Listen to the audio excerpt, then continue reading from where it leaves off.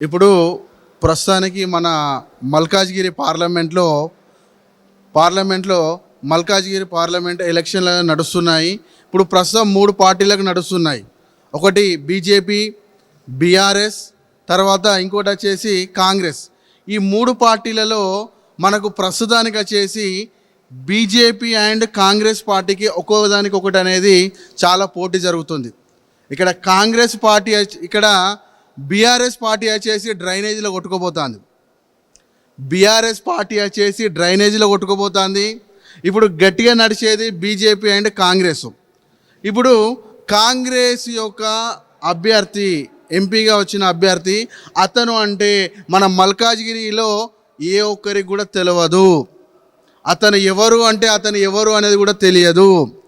మరి బీజేపీ అభ్యర్థి వచ్చేసి ఈటల రాజేందర్ గారు వచ్చేసి మన తెలంగాణ రాష్ట్రం మొత్తంలో కూడా ప్రతి ఒక్క గల్లీలో కానీ ఎక్కడ అడిగినా కూడా ఈటల రాజేందర్ గారు అంటే చెప్తారు. 5 సంవత్సరాల అబ్బాయి నుంచి మనకు ఈటల రాజేందర్ గారు అంటే ఎవరని చెప్తారు. ఈటల రాజేందర్ గారు అంటే ఎవరు? మనకు ఎప్పుడు కరోనా టైంలో అతను చేసినటువంటి సేవలు అనేది ఎవరు కూడా చేయలేదు.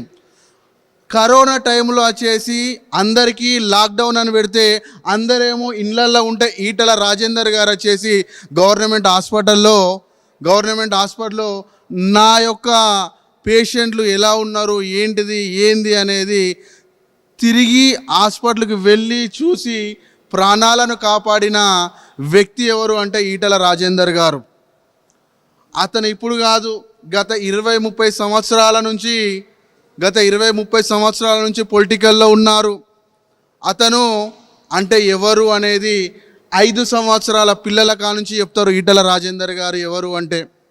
అదేవిధంగా ఈటల రాజేందర్ గారి ఇంటికి ఎప్పుడు కానీ గేట్లు అనేది ఓపెన్ చేసే ఉంటాయి.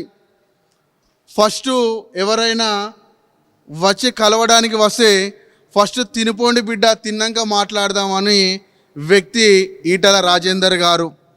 అదేవిధంగా మన మల్కాజ్గిరి పార్లమెంటు యొక్క ప్రతి ఒక్క ఓటర్లకు కూడా తెలియజేయనది ఏమనగా మన కమలం పువ్వు గుర్తుకు ఓటేసి గెలిపించాలని కోరుచున్నాను.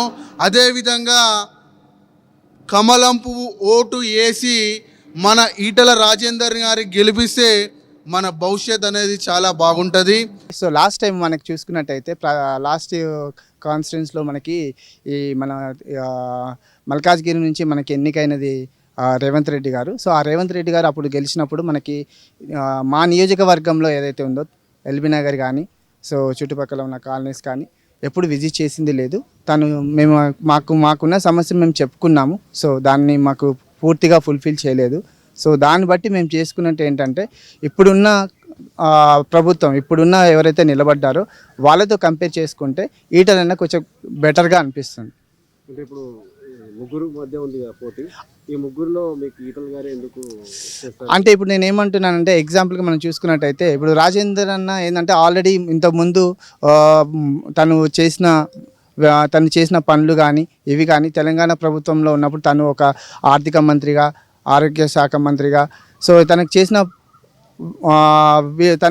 చేసిన ఒక గుర్తింపు ఉంది. ఆ గుర్తింపు అనేది ఒక స్థాన చలనమే కాకుండా తెలంగాణ మొత్తానికి తెలిసిన వ్యక్తిగా ఆయన గుర్తింపు పొందాడు. సో అందుకే ఆయనకే మనము ఎక్కువ మెజారిటీ కలుగుతుందని భావిస్తున్నాను. ఎందుకంటే మిగతా వాళ్ళు ఎందుకు తక్కువ అంటే వాళ్ళ స్థానచలనం అనేది మనకి ఎక్కువగా వాళ్ళకి తెలిసినది కాదు. ఎందుకంటే వాళ్ళు లోకల్ వారికి వాళ్ళు పరిమితం కాబట్టి ఆ వ్యక్తి ఎలాంటి వాడు, ఏ విధంగా మనకి సుపరిపాలన అందించలేడా అనేది మనకి వ్యక్తిగతంగా తెలియదు కాబట్టి సో అందుకే మనం ఈటల రాజేందర్ అన్నకే ఎక్కువగా వచ్చే ఛాన్సెస్ ఉన్నాయని నా ఒక ప్రగాఢ నమ్మకం. అయితే ఇప్పుడు కాంగ్రెస్ మన రేవంత్ రెడ్డి గారు 6 మేనిఫెస్టో ఇచ్చారు. ఆ మేనిఫెస్టో ఇచ్చి కూడా 4 నెలలు అయిపోతుంది.